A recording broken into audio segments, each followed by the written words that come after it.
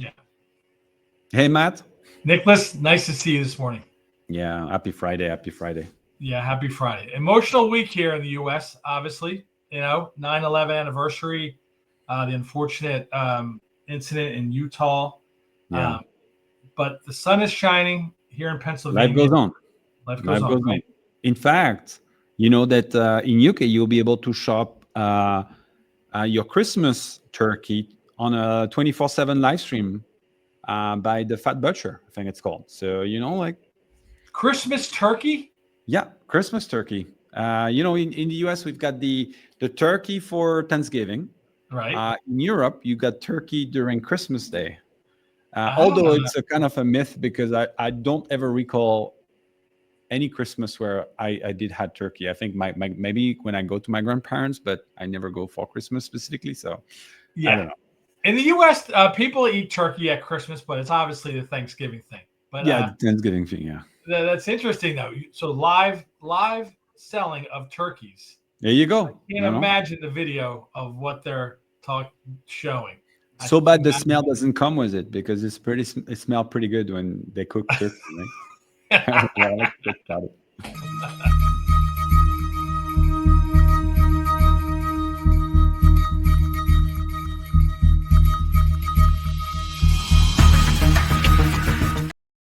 All right, everybody. This is Nico with Extremely, the company that get you live stream and video commerce on your social, on your email, on your SMS, on your website. So excited to be here with Matt, my great friend from E6 Marketing, the company that get you on QEC and HSN. And this week, as we said, it's been an emotional week, but a lot of things are happening in the world of video commerce, live shopping specifically. And it sounds like a lot of news flow came from Europe this week. But before we go to Europe, Matt, why don't you tell us what the show is about and maybe bring us back to the US? Yeah. So thank you very much for tuning in. This is called the VCommerce Podcast. Nicholas and I are here each week on Friday at 11 a.m. Eastern. We're a little late today, but 11 a.m. Eastern, we talk about the 3 or 4 topics that we think are most interesting in live commerce. What is live commerce, you ask? Live commerce is the evolution of direct response television, graduated into QVC and HSN and other television networks, and now it's found everywhere and anywhere on your phone, on your apps, on your monitors, on your television. Live commerce is definitely an evolution and a revolution in the extension to e-commerce. So this is V-commerce, video commerce, selling products through video, the video dynamic. And Nicholas, like, I know it's kind of sometimes a broken record for us on this show, but we always are talking about TikTok Shop, and but because there's so much to talk about. Yeah, absolutely. But before we go into TikTok, we were talking about specifically about Flip, right? I think Oh yeah, right. Last week or the last week before, we were talking about Flip shunting down, and acknowledging that it's real sad day that Flip has to close down. But you shared with me a story on Business Insider, right? Yeah, Dan Watley, a guy that I follow on LinkedIn, wrote a story about the whys. Why did this go away, and why did it go away so quickly?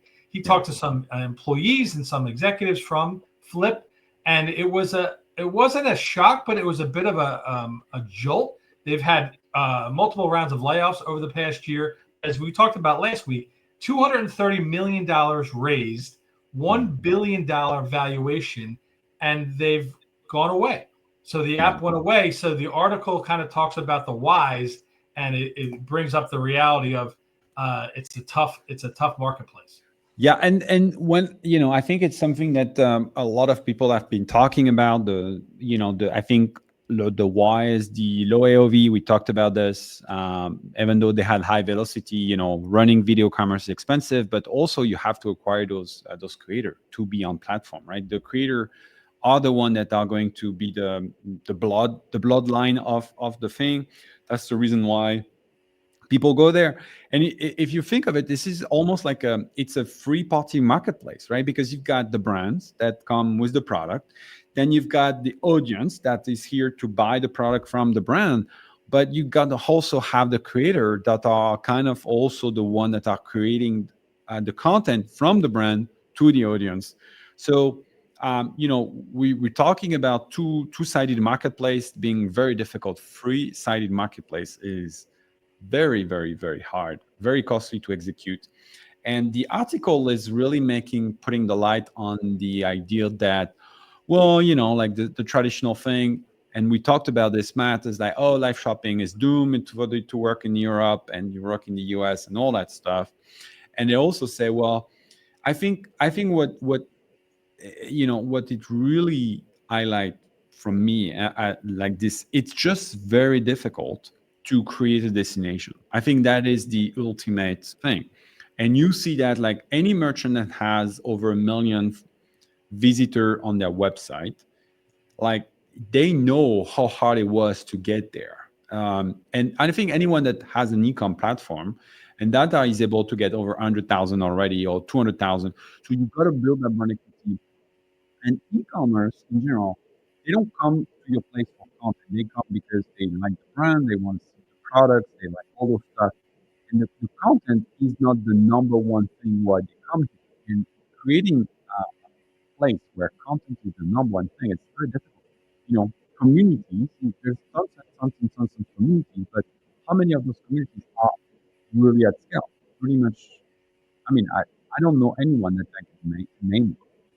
I Yes, we have Whatnot. Whatnot is working, but Whatnot at the core is solving a very specific problem, is establishing trust between the buyer and the seller for collectible, which is very difficult to create to do.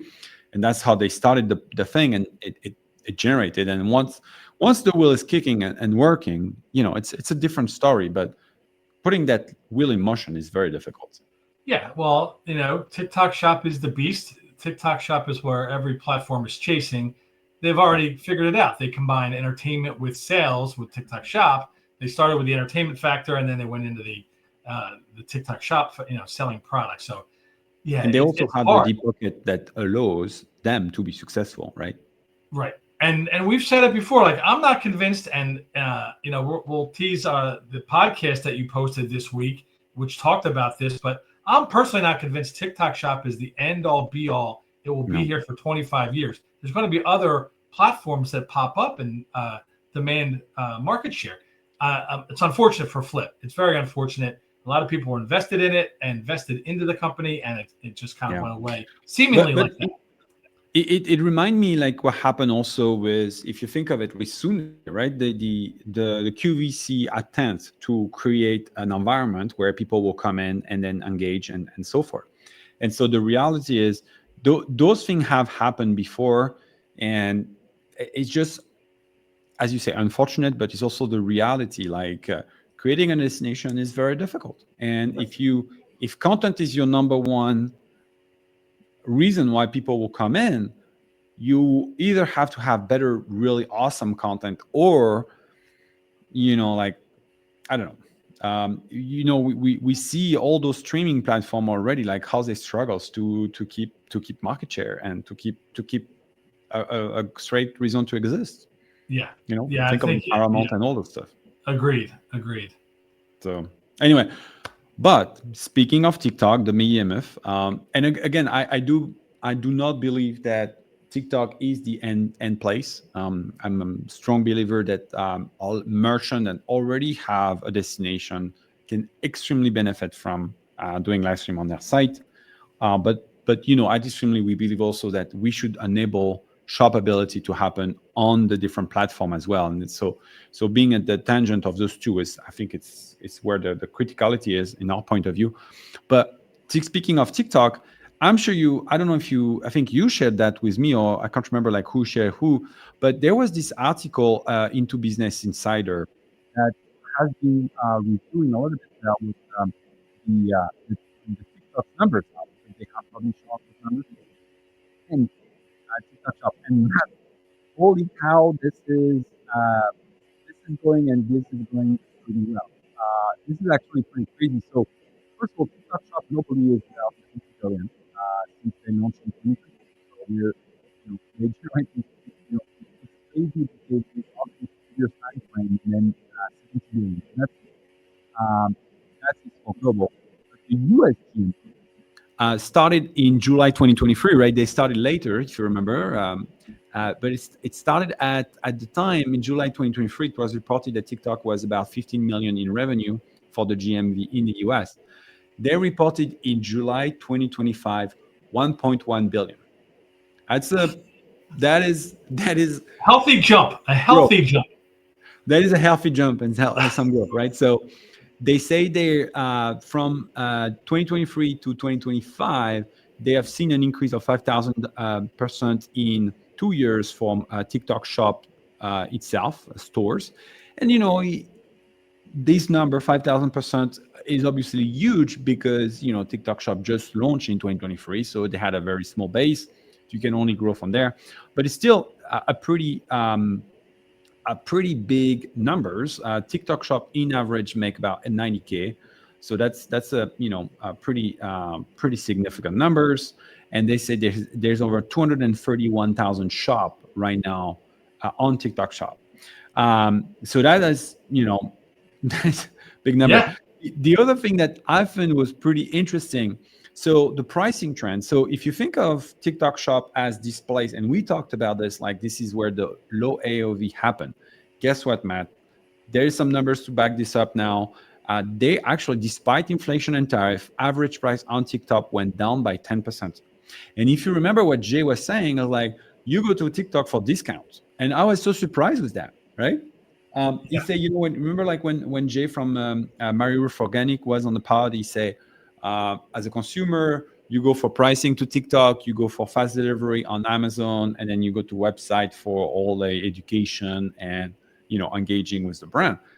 And I was like, oh, pricing for TikTok, but it's actually, they say despite inflation, tariff, TikTok dropped 10% from $21.45 to $19.11 at the present time. So pretty.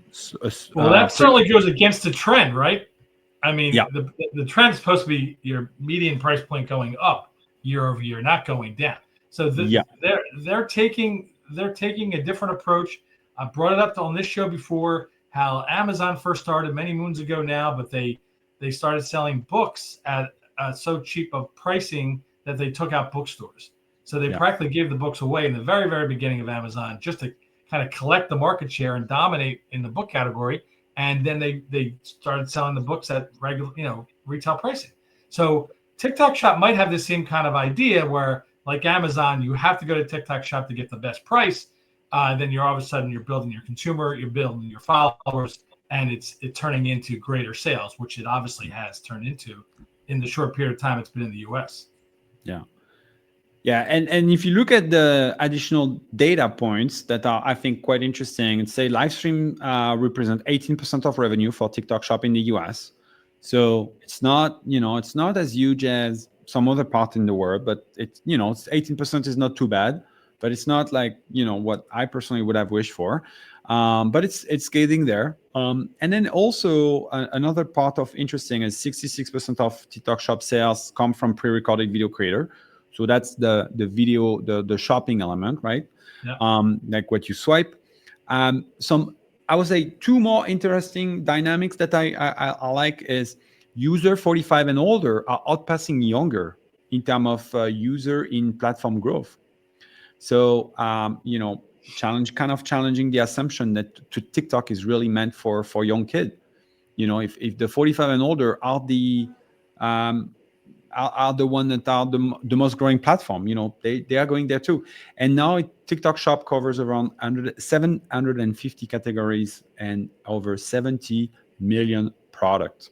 750 categories? Yeah, 750 categories, 70 million products. So holy cow, this is happening. This is... Well, we've said it before, and we kind of reacted to what Jay was saying to us on the pod that you posted earlier this week, that if you think your brand or your category is not live shopping worthy, you're probably uneducated about it. If he's dominating in the health and organics category, we've seen brands from all types of different categories do well on TikTok Shop. It can work in almost any platform if there's a story to tell.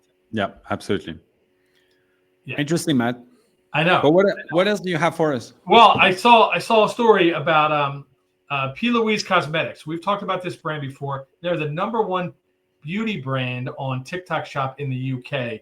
They just beat their own record for an event, 2.7 million in revenue during a 14-hour Christmas collection launch. So this is a young founder beauty brand that's taking live streaming seriously. They're building a platform, building customer base, building followers, and she broke her own UK TikTok Shop record by this 2.7 million in a 14-hour period. So it's everything seems to be coming from Europe when it comes to brand awareness through live streaming. It seems like we're trying to adopt what they're doing, trying to adopt what Asia is doing.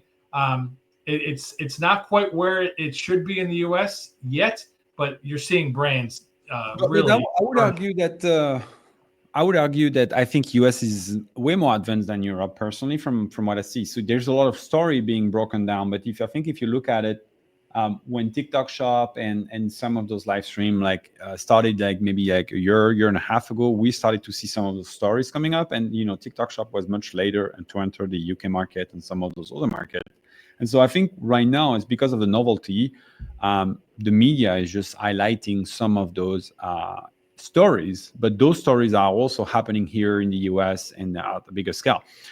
Remember, Matt, there is the $1.7 billion revenue in a 12 or 14-hour live stream record in China, right? That these still need to be beaten.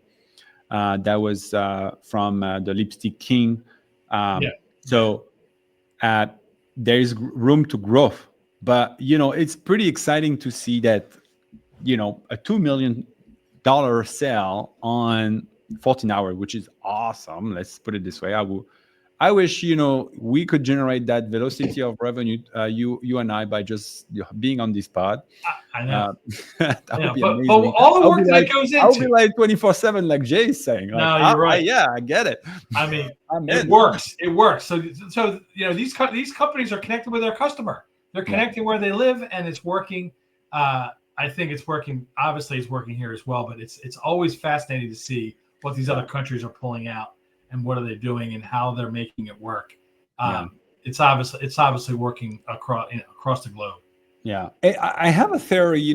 I'll share that with you. This week, someone asked me why is the US market not picking up more in video commerce, live shopping, and all that? And I say, I think the biggest thing that made China work is the fact that you had a growing economy, and the e-commerce was booming, and it's very much from tier 5, 6, or 7 cities to tier 1, tier 2 cities, right? Where tier 1, tier 2 big cities where everything's happening, and the e-com dynamic where all those other part of China, which is a huge country, trying to sell to the big cities. The problem was there was a huge lack of trust, because in China, culture is you sell one to, there's this culture of I need to know you, you need to know me. We exchange one-on-one sales. The one-on-one sales, the cash exchange happen. And when you do that on an e-com basis, it's very disjoint. And then, how high in the tier 7 city can end up selling through commerce to someone at the other end of the spectrum. There's all those dynamics, and how does that person believe that I'm sending the right thing and everything. So that's how they introduced video commerce, and that's why it exploded, because all of a sudden you could have and create that trust. I see you change. You see me, I see you, but you change. I'm a real person.